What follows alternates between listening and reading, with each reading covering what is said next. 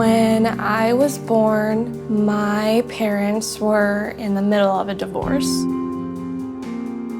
So the first time my dad saw me, I was in my grandma's arms in a courtroom. My mom only had one photo. It was a picture of him, and he was holding my sister, Chelsea. A lot of me wanted to have a relationship with my biological father. I remember asking my mom every day, has Dad called, has Dad called? She kept telling me, maybe he's just busy, and then that turned into, he's not your dad.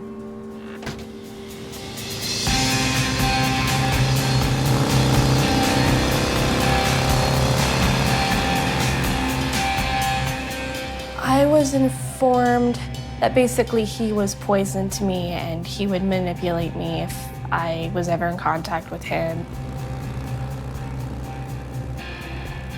When I was reading the divorce file, though, there was a lot of things I didn't know happened. There's flaws in the system. I've never known a life where one parent wasn't missing.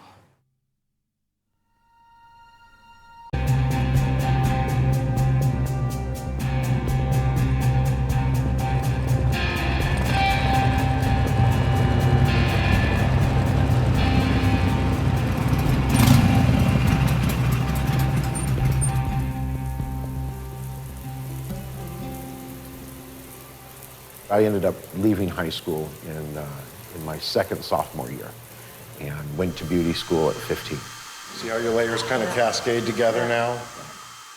My ex and I divorced while she was pregnant with Ashlyn, and then we had a big argument over the phone, and the next morning I was served with a restraining order. This was a permanent order of protection. Kept everything.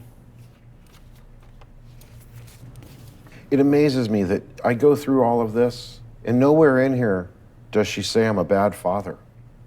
Our divorce is our divorce. What we went through, what she did to me, what I did to her, what our relationship was, has nothing to do with our children.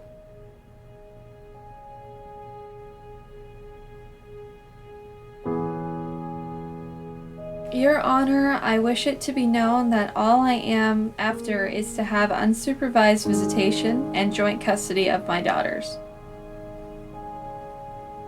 My children are very important to me, and I am very important to them.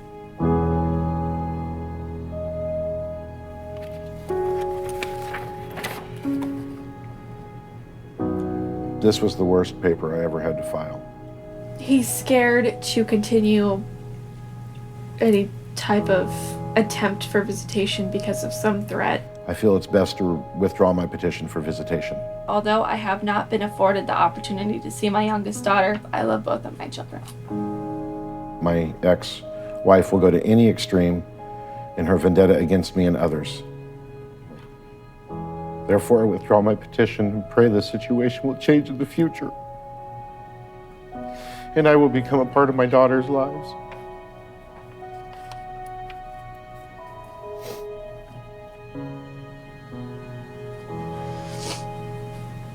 It's just hard because you're,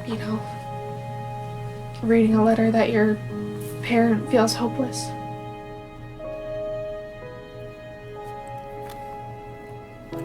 I lost him.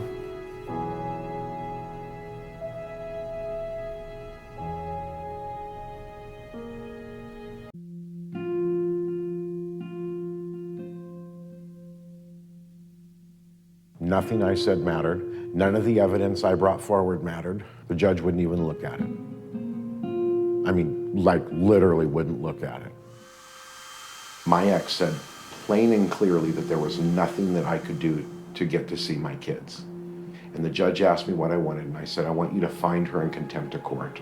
And the judge wouldn't do it. He said, that's the children's caretaker. And I said, what am I? And he goes, you're the financial support.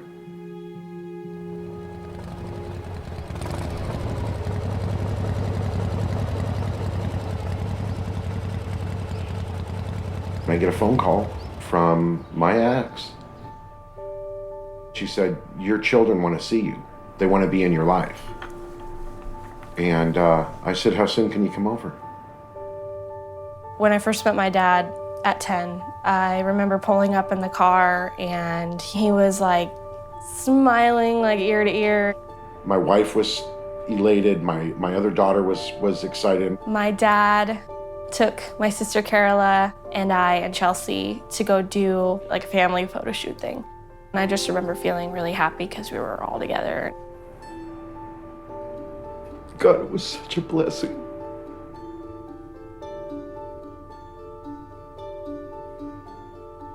It was actually a very good visit.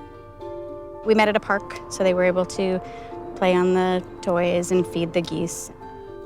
I knew he was somehow family in one way or another, but it's like I didn't know him. It didn't really feel like a father-daughter thing because I didn't have that sort of connection with him. I think I was 4. They got to come stay for a little bit. We used to play Polly Pockets together. He made me feel very secure about every issue I ever had growing up, wondering where he was. He got a tattoo on his back of my birthday, and I was informed by my mom and my stepdad that that tattoo got removed, and it hadn't. The visits with my dad ended kind of abruptly. My ex said, you know, with what they take out of your checks for child support, I know that you struggle. And I would like to help with that. So I have an idea.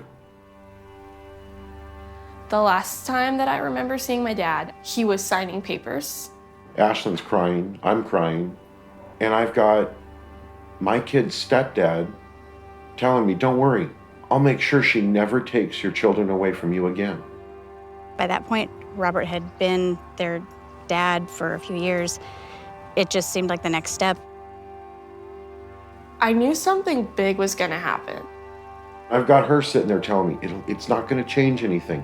You're still their daddy, you're still their daddy. And the minute the papers were signed and the car doors were shut and everybody drove off, that was the last time I saw him. The purpose of me meeting my father when I was 10 wasn't really about what I wanted from it or anything like that. It was just to get the adoption to go through. I signed my rights. I'm ashamed, I'm embarrassed, I hate myself every day for it.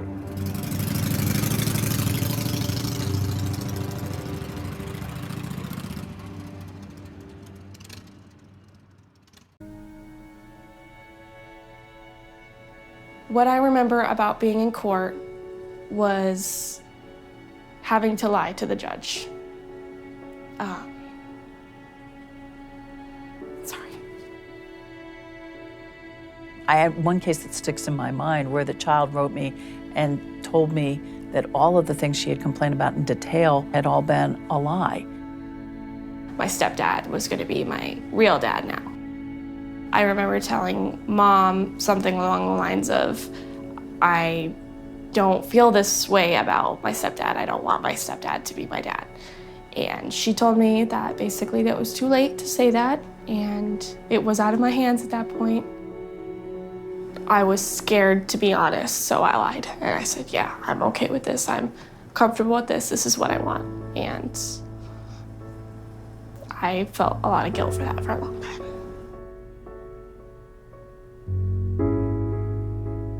Like it was my fault that I felt that way because I should just rewire my brain and think the way they think, which was that I shouldn't have a relationship with him.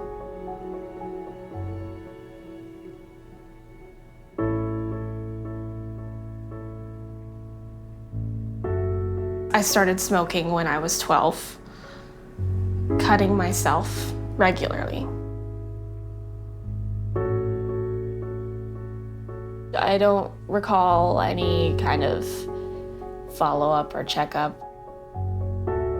I was never talked to by a social worker or a psychologist on anything about it.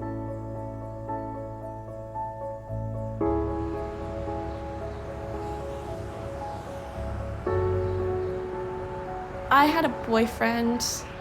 I had a talk with him one day about my situation with my father.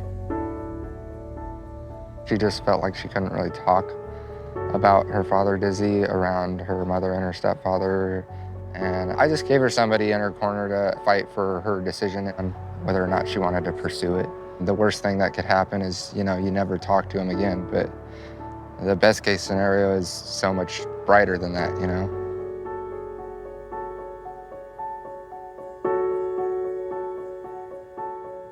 I contacted Dad. I was on the phone with my dad for the first time since I was 10, and it was like the most crazy feeling.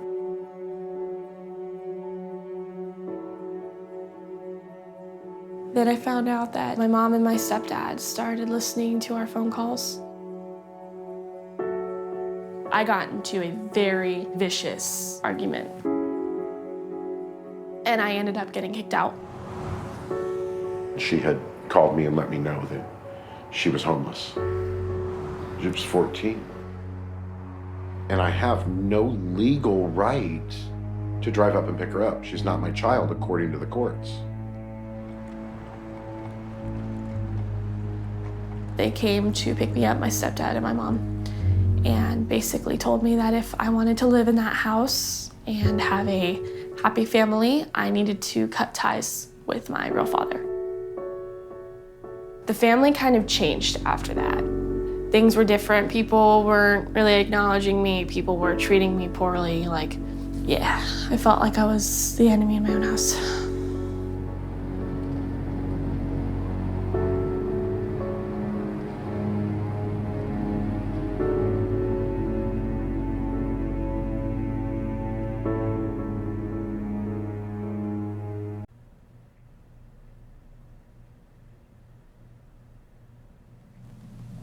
After I hit 5, I didn't see them again until she was 18. I just remember when my dad got a phone call from the two of them, orchestrated by somebody else, saying that they didn't want to see us anymore, and I took it personally. I had this permanent idea that my sisters didn't want to be in my life. I tried to reach out to Chelsea on 3 separate occasions, and she told me she didn't want anything to do with me. Did she give you a reason? She didn't give me a reason. I never knew that. Yeah. How old were you? I was 10. I never knew that. Sorry. It's okay. What did your message say? I'm Carla, your little sister, and I miss you.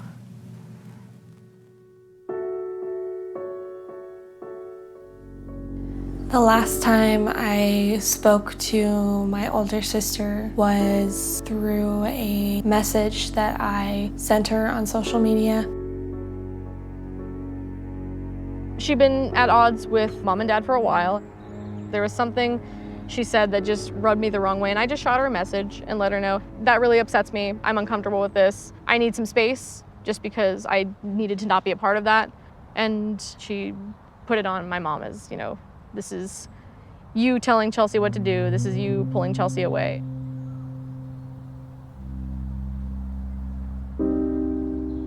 The Facebook post, it was like a picture of an angry woman, and it was something about, go ahead and disagree with me.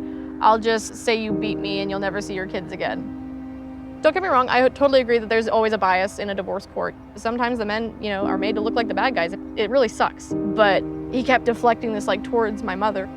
It made me angry.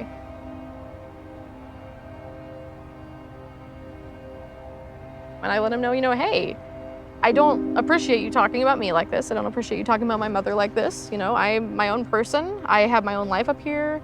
I have Robert who's raised me, and I consider him my father, and I'm sorry, but that's that.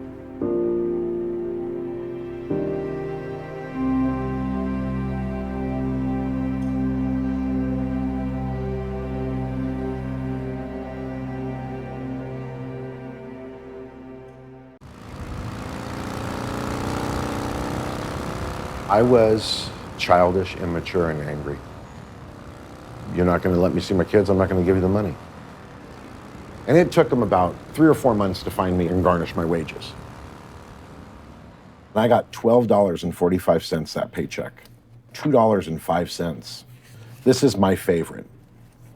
I got a paycheck for $0.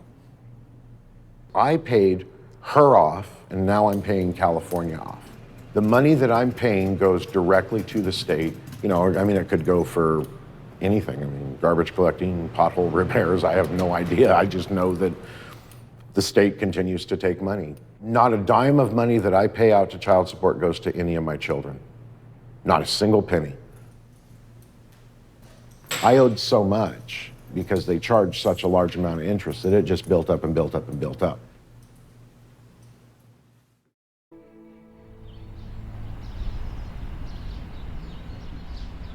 We are at the Shasta County Child Support Division office to make my final payment on child support.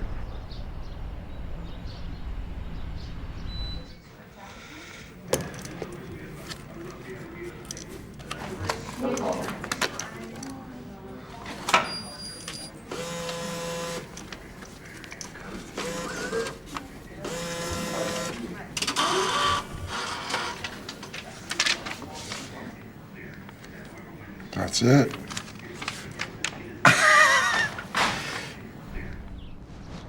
I am over this frickin' place.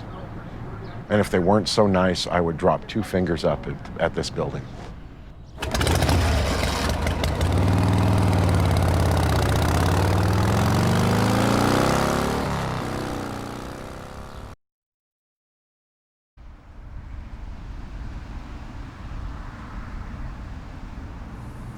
By the way, I have a new line of essential oils I'm carrying now, geared for beards. I was right in the middle of doing hair color.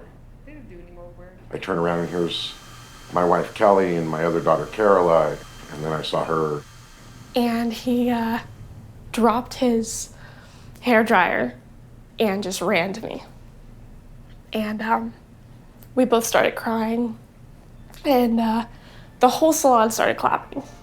Like everybody knew the story. It was like a scene out of a movie.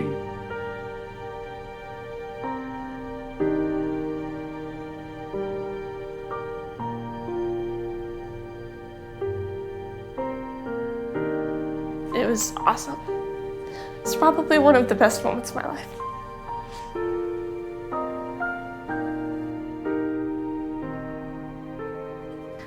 It's amazing living with my dad. He's great.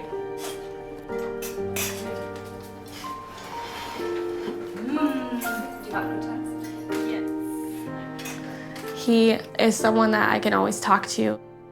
He's nothing like I was told he was, not even in the slightest. I'll go through anything and everything with you, side by side. Just like I said, when you decide to get your GED and we do it, I'll go with you and I'll do it too. My daughter here and I have been alienated from each other for the majority of her life. She called me and said, "Dad, it's time to move home," and she came home. Well, I made the mistake when she was 10 years old to sign my rights away. I never got to see them again. Which was part of the deal. Yeah. In about 10 minutes, we're going to leave for the courthouse to file paperwork so I can legally readopt my daughter. So she will be my daughter once again in the eyes of the law. Whereas in our hearts, we know, and it doesn't matter, she's my little girl. If something was to happen, she wants to make sure that myself and her stepmom, soon to be on the paperwork, her adopted mom, will be the ones to make those tough choices if they ever need to be made.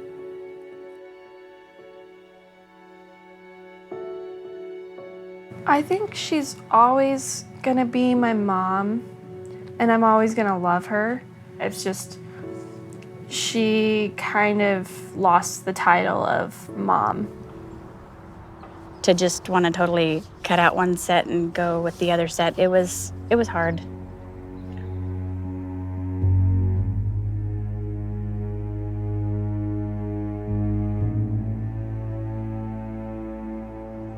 After a while, I felt like since I had kind of done a similar thing, maybe I just need to back off and give it some time and go from there.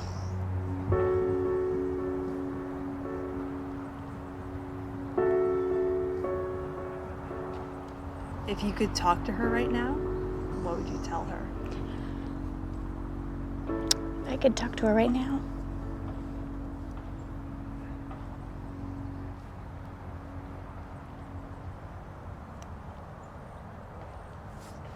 I don't even know what I would say. I would just be so happy that she's talking to me.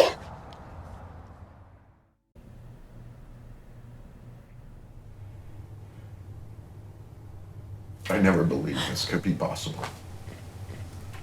To be here today. Ash, you don't just live here.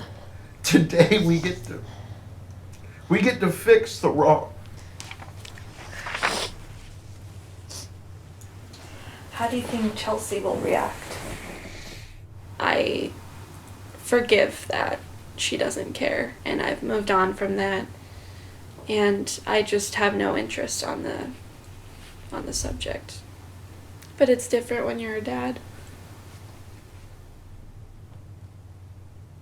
Yeah, I don't know. I have to focus on the daughters that are here, that need their dad, that want their dad. So, that's where my focus is. All right, we're off. I am writing this letter regarding a legal adult adoption between my stepmother and my birth father. My biggest fear here is that because I sign my rights away, the judge is gonna look at this case a little bit differently. My birth mother alienated me from my birth father for over a decade. I mean, I'm a father that quote unquote voluntarily relinquished my parental rights, and now I'm trying to get them back. How are you doing? You didn't have it back. I was trying to stop. Don't drop it. You know what? I am preparing myself for anything. Because, I mean, there's an order of protection in place right now. I mean, that's on my record. They run my name, they see an order of protection. It's going to list who it is. It's going to list the children. What if the judge says no? I can't even think about that. This adoption is the missing piece to my puzzle. Not the ending to my story, but a new beginning. Sincerely, Ashlyn Marie Lerner. Okay, so congratulations.